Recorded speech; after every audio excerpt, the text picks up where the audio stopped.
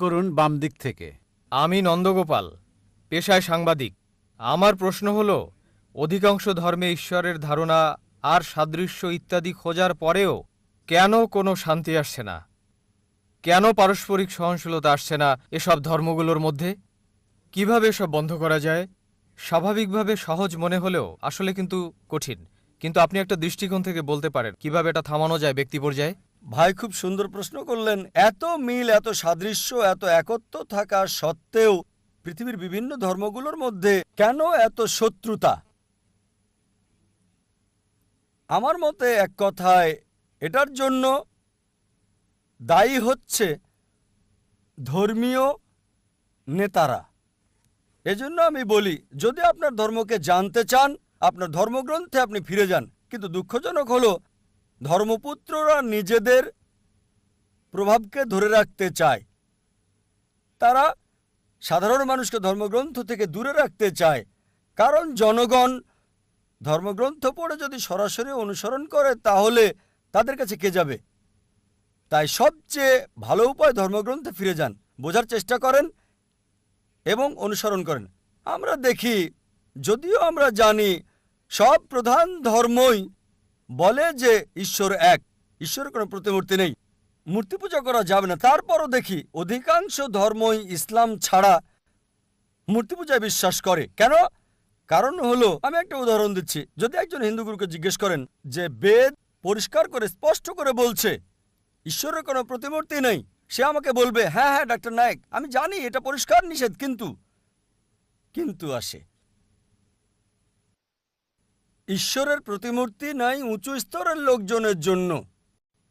নিচু স্তরের লোকজনের জন্য মনোনিবেশ করার জন্য মূর্তি প্রয়োজন। আমি বলি, এটা কোথায় আছে? বলবে, না না না, এটা আমাদের মতবাদ, নিজস্ব মতবাদ। ধর্মীয় গুরুরা নিজস্ব মতবাদ নিয়ে আসে আর বলে মনোনিবেশ করার জন্য মূর্তি দরকার।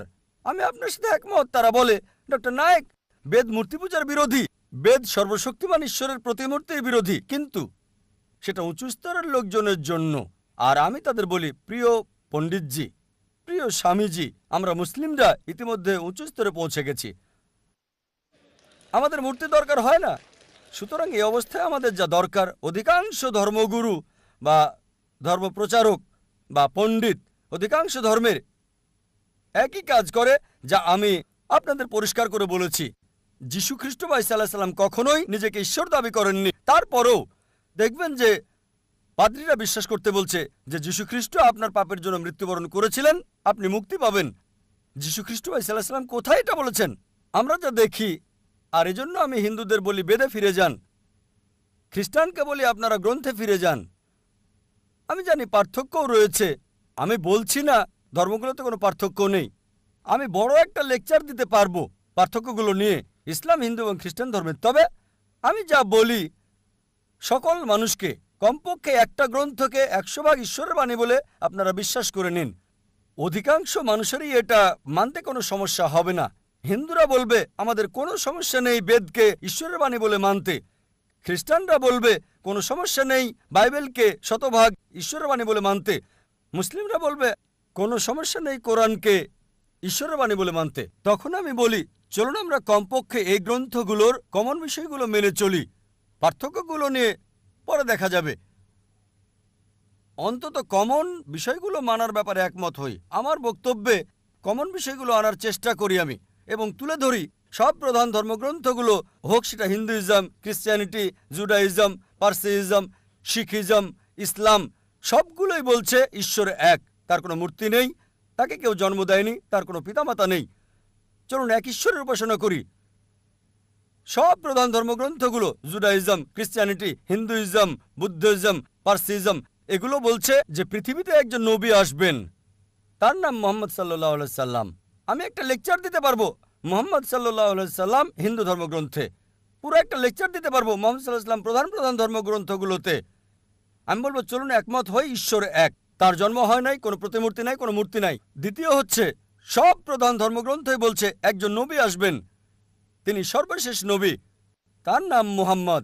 এটা উল্লেখ আছে বাইবেলে, গসপেল অফ জন 16 নম্বর অধ্যায়। অনুচ্ছেদ 12 থেকে 14। যীশু খ্রিস্ট ভাই সাল্লাল্লাহু আলাইহি সাল্লাম বলেছেন, আমার অনেক কিছু বলার আছে, কিন্তু তোমরা সব সহ্য করতে পারবে না। তার জন্য যখন সত্যের আত্মা আসবেন, তিনি তোমাদের পথ দেখাবেন।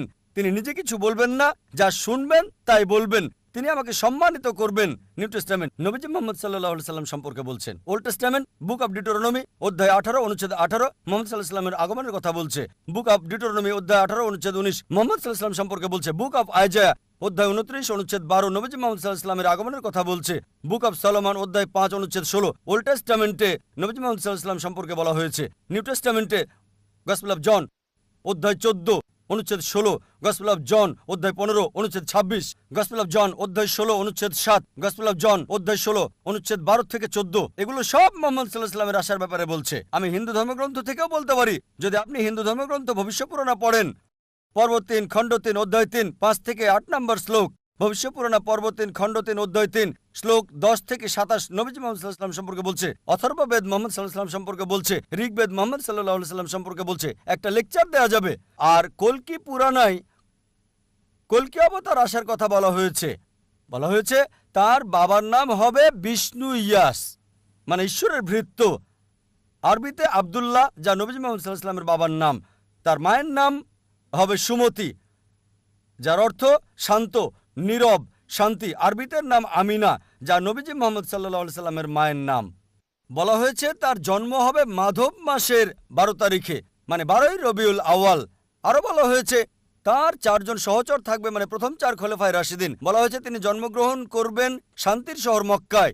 আরো বলা হয়েছে তার জন্ম হবে মক্কার প্রধান গোত্রে। এভাবে আরো আরো আরো এটা অন্য কাউকে নয়, সর্বশেষ এবং চূড়ান্ত নবী মুহাম্মদ সাল্লাল্লাহু আলাইহি সাল্লামকে বোঝাচ্ছে। আমি বলি পার্থক্যগুলো দূরে রেখে আসুন একমত হই, যা কমন।